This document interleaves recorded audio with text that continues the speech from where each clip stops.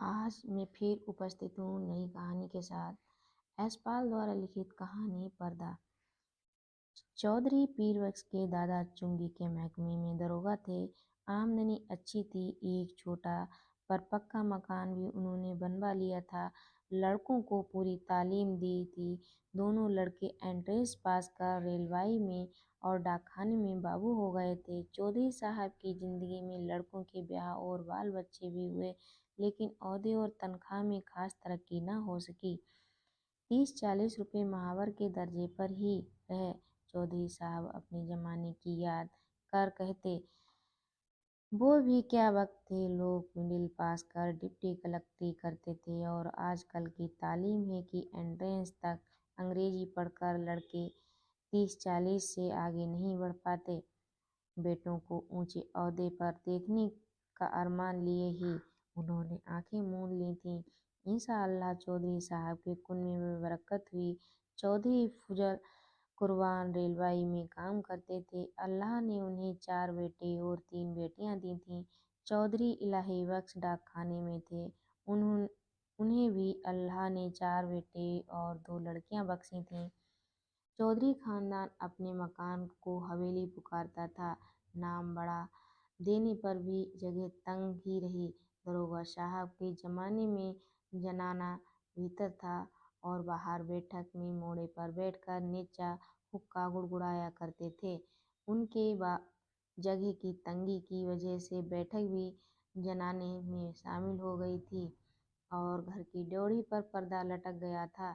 बैठक न रहने पर भी घर की इज्जत का ख्याल था, इसलिए पर्दा बोरी के टाट का नहीं, बढ़िया किस्म का लटकाया जाता था। जाहिरा दोनों भाइयों के बाल बच्चे एक ही मकान में रहते थे, पर भीतर सब अलग अलग था। ड्योढ़ी का पर्दा कौन सा भाई लाए? इस समस्या का हल यह हुआ कि दरोगा साहब के जमाने की पलंग की रंगीन दरियां एक के बाद एक ड्योढ़ी पर लटकाई जाने लगीं। तीसरी पीढ़ी के ब्याह शादी होने लगे। आखिर चौधरी खानदान की औलादों को हवेली छोड़ दूसरी जगह तलाश करनी पड़ी। चौधरी इलाही बख्श के बड़े साहबजादे एंट्रेंस पास कर डाकखाने में 20 रुपये की क्लर्की पा गए। दूसरे साहबजादे मिडिल पास कर अस्पताल में कंपाउंडर बन गए। ज्यों ज्यों जमाना गुजरता जाता, तालीम और नौकरी दोनों ही मुश्किल होती जा रही थीं। तीसरे बेटे होनहार थे। उन्होंने वजीफा पाया। जैसे तैसे मिडिल पास कर स्कूल में मुदर्रिस हो देहात चले गए। चौथे लड़के पीरबख्श प्राइमरी से आगे न बढ़ सके। आजकल की तालीम माँ बाप पर खर्च के बोझ के सिवाय और है क्या? स्कूल की फीस हर महीने और किताबें, कॉपियाँ और नक्शों के लिए रुपए ही रुपए। चौधरी पीरबख्श का भी विवाह हो गया था। मौला के करम से बीवी की गोद भी जल्दी ही भर गई। पीरबख्श ने रोजगार के तौर पर खानदान की इज्जत के ख्याल से एक तेल की मिल में मुंशीगिरी कर ली थी। तालीम ज्यादा नहीं तो क्या सफेद पोश खानदान की इज्जत का पास तो था।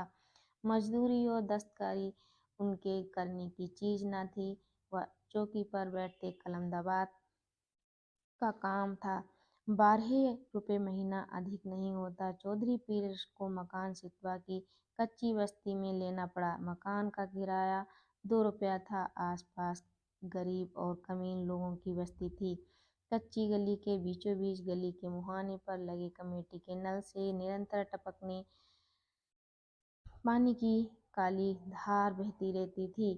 नाली के किनारे घास उगाई थी। नाली पर मच्छरों और मक्खियों के बादल उमड़ते रहते थे। सामने रमजानी धोबी की भट्टी थी, जिसमें धुआं सज्जी मिले उबले कपड़े गंध उड़ती रहती थी। दाईं ओर नांगरा बनाने वाले बीकानेरी मोचियों के घर थे। बाईं और बख्श साहब के काम करने वाले कुली रहते थे। उस पूरी बस्ती में चौधरी पीरबख्श ही पढ़े लिखे और सफेदपोश थे।